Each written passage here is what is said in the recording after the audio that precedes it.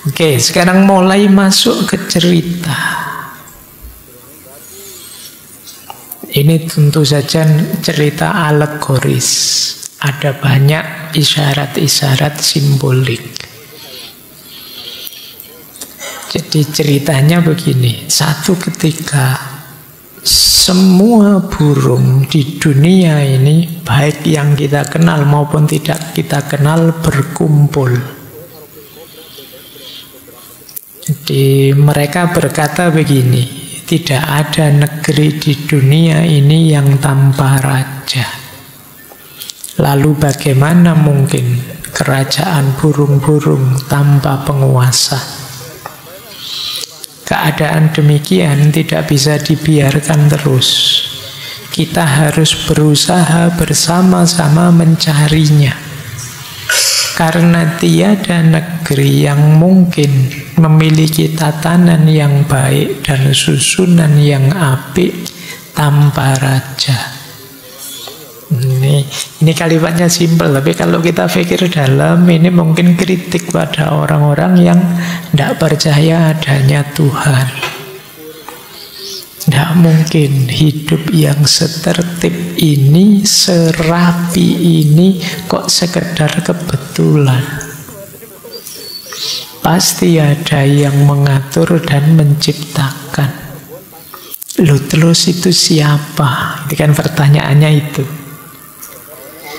Gimana kita menemukannya? Jadi tidak mungkin dunia ini tanpa raja. Mereka bertanya-tanya sampai kemudian datanglah burung yang kita kenal, yang kisahnya masuk dalam Al-Quran bersama Nabi Sulaiman, burung hudhud. Oleh Syekh Athar, burung hudhud ini diposisikan sebagai mursyidnya para burung. Jadi dia yang bimbing nuntun para burung. Jadi burung hudhud di dadanya tampak perhiasan yang melambangkan bahwa dia telah mengikuti torekot, pengetahuan rohani. Jambul di kepalanya adalah mahkota kebenaran, dan dia punya pengetahuan tentang kebaikan dan keburukan. Jadi ini panutannya para burung, ulamanya, mursyidnya. Simbolnya burung hudhud. Ya kalian carilah, googling lah seperti apa burung hudhud itu wujudnya. Nah, terus ceramah dia di depan para burung yang sudah berkumpul. Burung-burung yang terhormat, ya karena di depan burung-burung ya. Ya karena kalimatnya begitu, memang banyak burung. Aku mengenal baik sang raja, tetapi sendiri saja aku tidak sanggup mencarinya. Nah ini tegas ya, aku pinter sih, ilmuku tinggi, aku ngerti macam-macam, tapi tanpa bantuan orang lain aku tidak sanggup. Aku ini lemah. Ini jadi sudah diangkat jadi walinya para burung, ulamanya para burung, tetap tidak sombong, sadar diri. Tinggalkan keseganan kalian, kesombongan kalian, dan keingkaran kalian. Jejakkan kaki kalian di tanah dan melangkahlah ke istana raja. Kita punya raja sejati, dia tinggal di balik gunung Kaf, namanya Simurah. Mungkin teman-teman pernah sering dengar istilah ini ya. Kalau di ilustrasinya, Simurah ini digambarkan seperti burung finik. Dan dia adalah raja segala burung. Ya ini simbolik ya, alegoris. Untuk menggambarkan yang kita sebut sebagai Tuhan. Dia sangat dekat dengan kita, tapi kitalah yang jauh darinya. Ini kalimatnya agak paradoks, tapi kenyataannya memang begitu.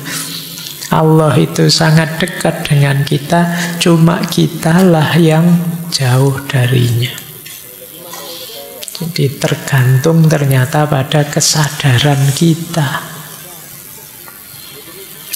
Cuma tentang si murah ini, bahkan jiwa yang paling suci pun tidak dapat melukiskannya, dan akal budi tidak dapat memahaminya.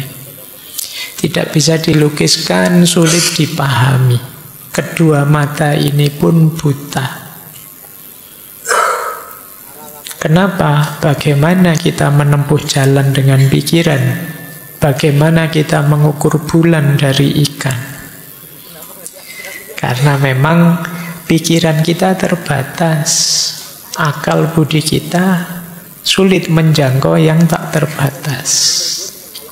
Sudah ribuan kepala bergerak ke sana kemari, dan hanya ratap dan keluh kerinduan saja yang terdengar. Jadi kalau sekedar diteorikan, dikonsepkan, sudah banyak. Apalagi hari ini, teman-teman buka Google, buka YouTube, cari channel-channel spiritual bertaburan di mana-mana, followernya banyak. Kalau mengikuti kalimatnya Syekh Athor ini itu tidak penting. Kalau sekedar teori konsep ya anak kecil menghafalkannya bisa, mengulangnya bisa. ChatGPT bisa sangat spiritual. Kalau kamu tanya, coba kamu tanya ChatGPT, wahai ChatGPT, tunjukkan padaku jalan spiritual yang bisa membuatku dekat dengan Allah. Dia akan jawab. Cuma kan bukan itu yang diinginkan. Kapan kalian melakukan perjalanan itu? Kalau sekedar teori-teori spiritual terus kalian bikin konten, kalian bikin podcast bahas itu, bukan di situ poinnya. Jadi poinnya dialami, dirasakan, dijalani, tidak sekedar diteorikan. Itulah kenapa bahkan jiwa yang paling suci tidak dapat melukiskannya, akal budi pun sulit memahaminya. Nah, ini panjang sih ceramahnya Hudhud. Setelah Hudhud selesai bicara, wah semua burung semangat. Wah ini luar biasa, saya harus segera melakukan perjalanan ini orang ini.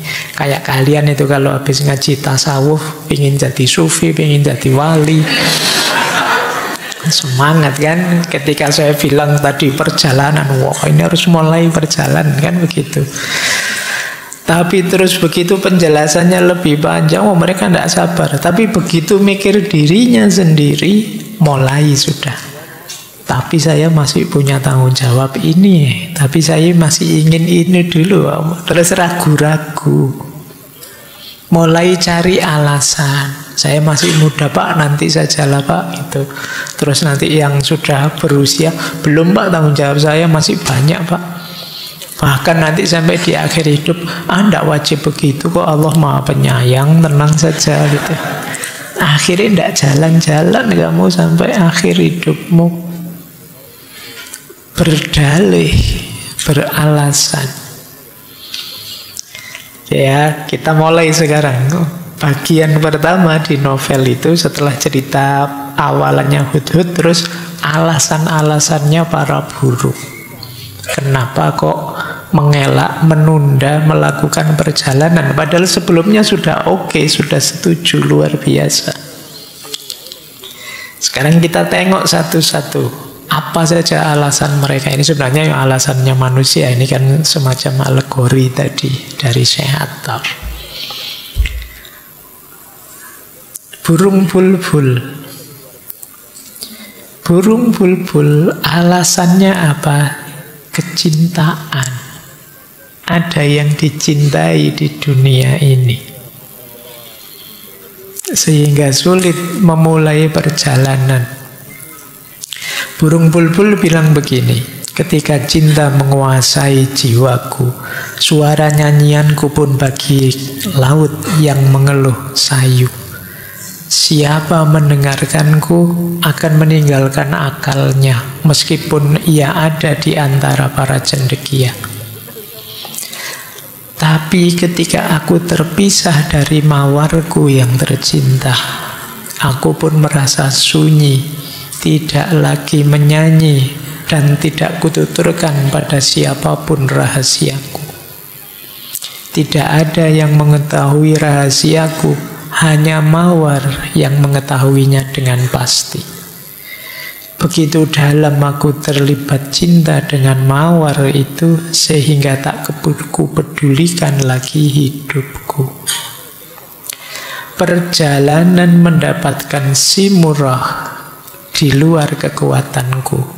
Cinta dari mawar itu saja cukuplah bagiku.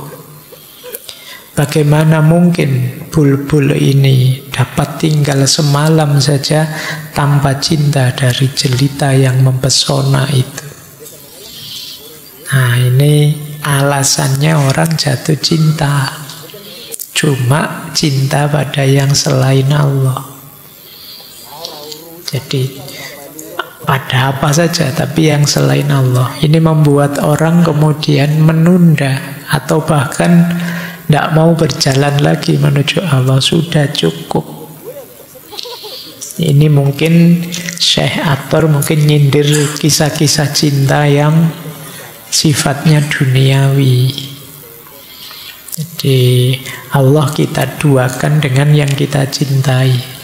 Kita lupa seperti dawuhnya Imam Ghazali ya, kalau sebenarnya kita mencintai apapun itu, kalau kita tingkatkan sedalam mungkin cinta kita, ketemunya harusnya cinta pada Allah.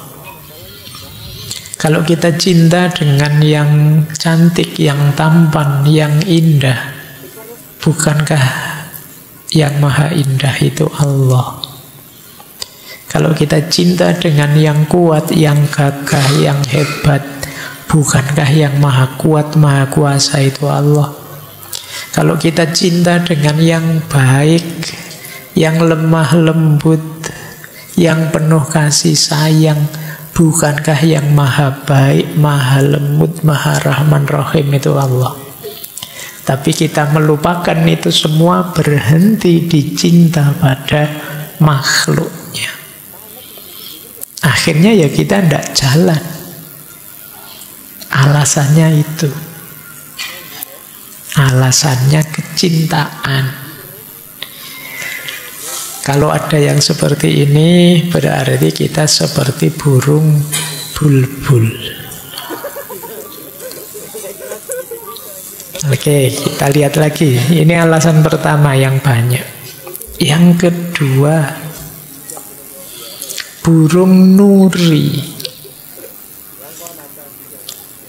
Kalau burung nuri, dia ambisius, punya tujuan kemuliaan duniawi, meskipun mungkin melalui fasilitas ukhrawi. Alasannya nuri begini. Sebenarnya setiap alasan ini panjang ya, cuma ini saya potong intinya saja. Begitu menawannya aku, sehingga manusia keji yang berhati besi mengurungku dalam sangkar besi. Terikat dalam penjara ini, aku pun merindukan sumber air kebakaan yang dijaga oleh Khidir. Seperti dia, aku pun berpakaian hijau, sebab aku ini Khidir di antara burung-burung. Ya, Nabi Khidir itu kan artinya hijau. Aku ingin pergi ke sumber air ini, tetapi bagaimana ngengat tak berdaya mengangkat dirinya ke sayap si murah yang perkasa. Mata air Khidir cukuplah bagiku. Jadi dia ini sering ditangkap orang, ditaruh di sangkar. Makanya dia ingin punya kesaktian, punya kekuatan, punya daya seperti Khidir. Ini saja sih yang dia inginkan, bukan Allah. Aku ingin hebat, aku ingin luar biasa, aku ingin mencapai ini, mencapai itu. Itu saja. Kok tidak sekalian menginginkan si murah? Itu tadi kalimatnya dia. Bagaimana mungkin ngengat itu ya mungkin binatang rayap, binatang tak berdaya bisa sampai ke si murah yang perkasa. Sudahlah, siapalah aku ini. Mata air Khidir saja cukup sudah. Ini kayak mungkin kalian, ya Allah tidak tinggi-tinggi ingin engkau, ingin apa, sudahlah yang penting aku kaya saja, alhamdulillah ya Allah.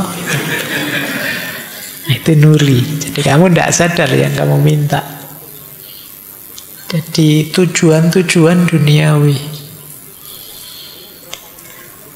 Baik, ini apa saja itu ya mungkin termasuk yang kita anggap tinggi, kita anggap luar biasa. Bahkan nuri ini kan tujuannya ingin seperti Nabi Khidir. Tapi itu pun duniawi targetnya. Baik, kita ingat ya, semoga kita bisa mengalahkan diri kita. Tidak seperti nuri yang kalah oleh ambisinya. Kita lanjutkan. Sekarang burung merak. Burung merak ini menarik. Dia merasa bahwa aku ini indah, aku ini hebat, sering dipuji orang, sering dimuliakan orang. Cuma di situ kemudian dia merasa terjebak. Aku selalu berharap agar ada penunjuk jalan yang bermurah hati, mau menuntunku keluar dari tempat yang gelap ini dan membawaku ke rumah-rumah besar yang tegak berdiri. Aku tidak mengharapkan sampai pada sang raja, cukuplah bagiku sampai gerbangnya saja. Bagaimana dapat aku harapkan diriku berusaha sampai ke hadapan si murah? Karena aku telah tinggal di surga. Tak ada keinginanku yang lain kecuali tinggal di sana. Tiada yang lain lagi yang berarti bagiku. Jadi surga jadi tujuan, bukan Allah. Ini juga dikritik oleh Syekh Attar seperti merak. Surga itu hadiahnya Allah untuk kita, bukan tujuan kita. Rewardnya Allah untuk kita, bukan target perjalanan kita. Maka kalau kita diminta niat apapun, itu kan selalu niatnya lillahi ta'ala, semuanya untuk Allah. Saya sering pakai istilah, kalau kita menuju Allah dan diridhoi oleh Allah, pasti kita dapat surga. Tapi kalau kita terdistraksi oleh surganya, khawatirnya kita lupa pada Allah. Makanya ada cerita terkenal sekali dari Robi'ah itu kan, satu ketika dia membawa timba besar yang isinya air. Dia mau kemana? Mau ke neraka.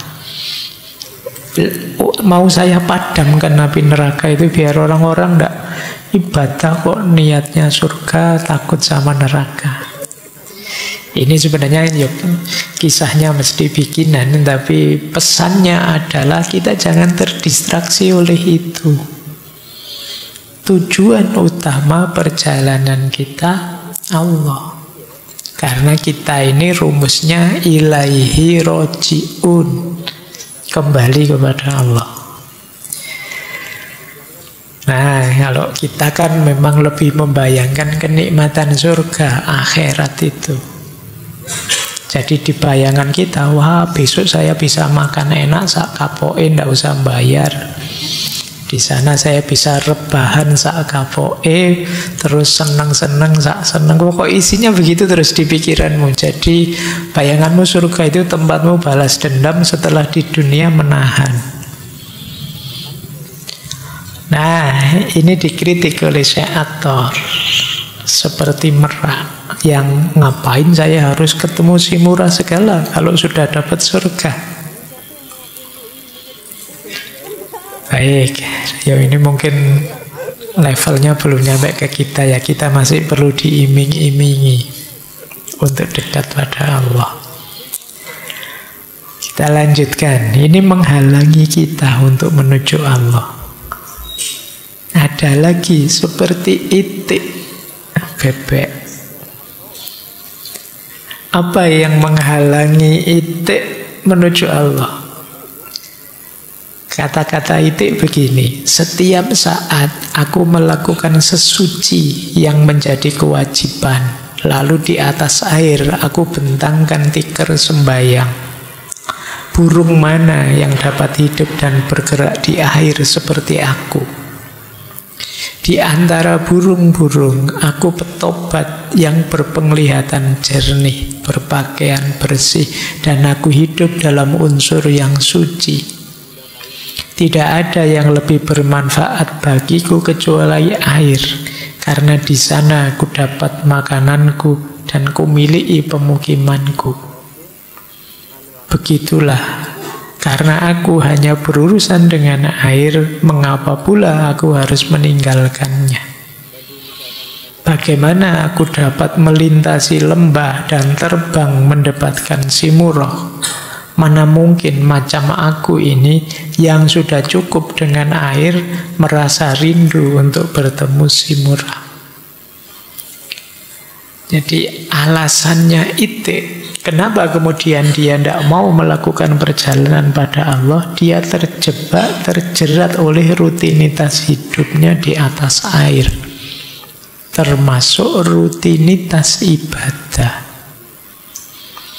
Makanya tadi di awal kan dia bersuci dengan air, membentangkan sajadah tempat sholat di atas air, dan siapa yang bisa kalau bukan aku? Itik itu kan tidak tenggelam kalau di air. Nah, ini sindiran bagi orang yang terjebak oleh rutinitas formalitas hidup, termasuk formalitas ibadah. Jadi mencukupkan diri dengan aspek rutin dan lahiriahnya peribadatan. Bersuci luar biasa, ibadah harus, tapi kan dia tidak tujuan dalam dirinya. Ibadah itu bagian dari perjalanan kita menuju Allah.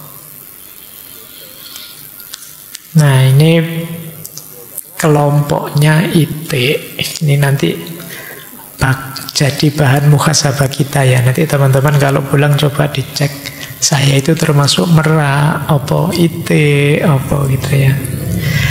Semuanya jenis burung-burung, karena ini musyawarah burung. Kita lanjutkan. Masih ada lagi ayam hutan. Ayam hutan termasuk hewan yang agak rendah diri kalau di situ. Dia bilang begini, wahai sahabatku, lihatlah bagaimana aku hidup. Mungkinkah membangunkan makhluk yang tidur di atas batu-batu dan menelan kerikil? Hatiku luka karena 100 duka, sebab cintaku ke batu-batu mulia telah menambatku ke gunung. Bagaimana mungkin aku berharap akan pergi dengan berani ke hadapan si Murrah yang agung, dengan tangan di kepala dan kaki di lumpur. Biarlah aku mati atau menemukan batu-batu mulia itu saja. Jadi ini termasuk yang merasa, ndak levelku pak, ndak makom saya pak, saya masih rendah pak, sudahlah. Saya cukup dengan yang biasa-biasa. Saya cukup dengan uang saja pak, saya minta harta saja pak, saya minta senang saja pak. Itu jatahnya para wali, itu jatahnya orang yang tinggi. Makom saya masih awam, biarlah jadi awam saja. Ini gayanya ayam hutan. Sebenarnya tidak masalah kita ada di makom awam, tapi ketidakmauan kita naik level itu yang masalah. Ketidakmauan kita untuk meningkat. Nanti sebentar lagi puasa itu mesti ada ceramah, puasa awam, puasa khawas, dan khawasul khawas. Biasanya kalau ditanya teman-teman puasanya di mana? Awam Pak. Itu sejak puluhan tahun yang lalu ditanya ya jawabannya awam. Loh kapan kita naik kelas puasanya? Tidak masalah sih orang di awam kalau memang kenyataan dirinya begitu. Tapi pernah tidak sih kita berikhtiar naik level? Sudahlah Pak, makom saya memang di situ. Ini namanya nyerah, seperti ayam hutan tadi. Gimana saya bisa terbang setinggi itu? Sudahlah, saya cukup dengan batu-batu saja. Ini gayanya ayam hutan. Kebalikannya ayam hutan ada humai. Humai itu badannya singa, kepalanya Raja Wali, ada sayapnya. Teman-teman bisa membayangkannya ini. Itu humai. Dan ini dia luar biasa. Maka dia bilang begini, aku bukan burung seperti kalian. Telah kujinakkan anjing nafsu. Raja-raja diangkat karena pengaruh bayang-bayangku. Tetapi orang-orang yang berwatak pengemis tidak suka padaku. Bagaimana orang dapat memalingkan muka dari diriku yang melahirkan raja-raja melalui bayang-bayangku? Setiap orang mencari perlindungan di bawah naungan sayapku. Ini sebenarnya mungkin humai ini kan sering dipakai simbol raja-raja. Jadi dia binatang yang agung, yang luar biasa. Kalau istilahnya Durkheim mungkin ini sering jadi totem. Jadi media persembahan. Jadi dia merasa besar, merasa tinggi. Masihkah aku perlukan persahabatan dengan si murah yang besar itu? Bila kemuliaan sudah ada padaku karena sifat pembawaanku. Aku sudah besar kok, aku sudah luar biasa kok, tanpa harus dekat dengan si murah. Ini humai. Jadi akhirnya ya dia tidak melakukan perjalanan. Karena dia merasa sudah tinggi. Ini halangan juga. Terus ada lagi Raja Wali, Garuda. Garuda tidak gerak-gerak, tidak maju-maju karena merasa nyaman. Kata dia, karena Garuda itu biasanya jadi peliraannya raja-raja. Aku yang senang menyertai para raja, tidak mengacuhkan makhluk-makhluk lain. Kututup mataku dengan peci agar aku dapat bertengger di tangan raja. Aku amat terlatih dalam sopan santun dan menjalankan pertaraan. Pertaraan itu tirakat seperti petobat, agar bila dibawa ke hadapan raja, aku dapat melakukan tugas-tugas seperti yang diharapkan. Mengapa aku harus bertemu si murah meski dalam mimpi? Mengapa begitu saja aku harus bergegas kepadanya? Aku tidak merasa terpanggil untuk ikut serta dalam perjalanan ini. Aku puas dengan sesuap dari tangan raja. Istananya saja sudah cukup bagus bagiku. Tidak ada keinginanku yang lain kecuali melewatkan hidupku penuh kegembiraan dengan cara begini.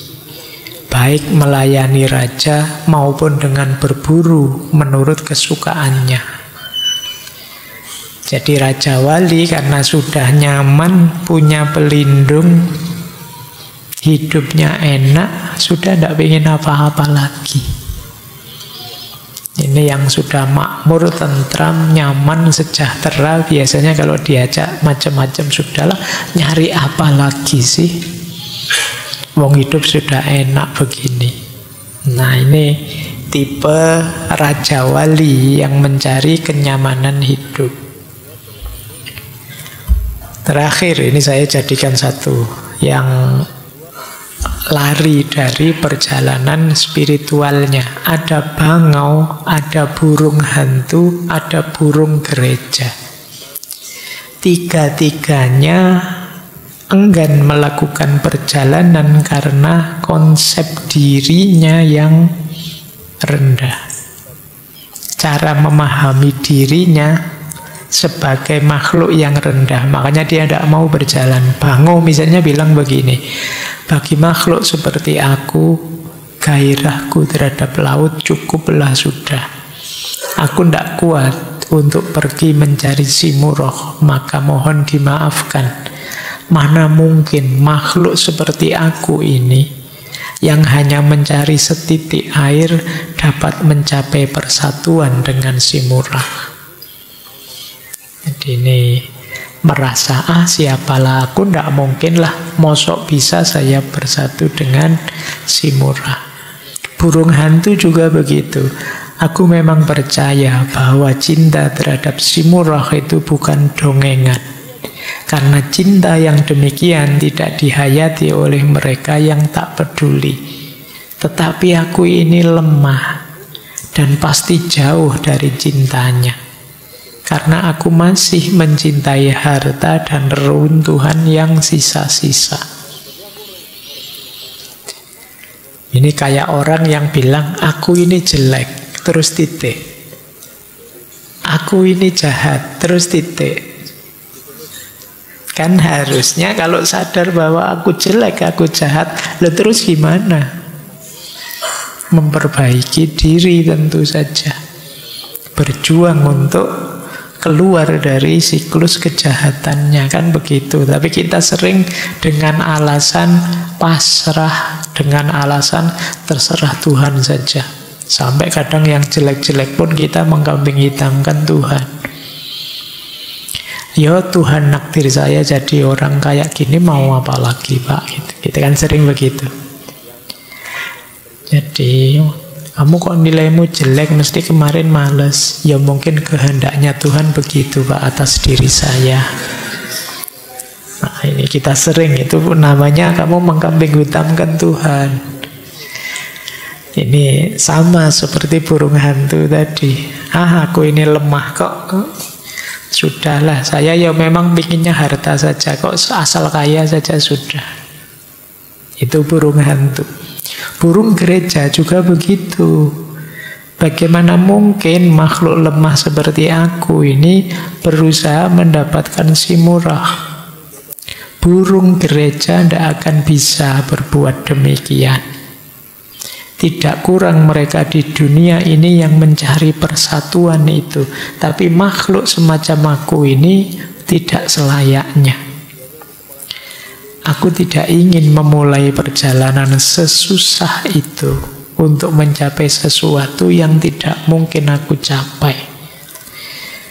Jika aku harus berangkat menuju istana Simurah, aku akan binasa di tengah jalan. Ini sudah konsep dirinya rendah, underestimate sudah, tidak percaya diri sudah.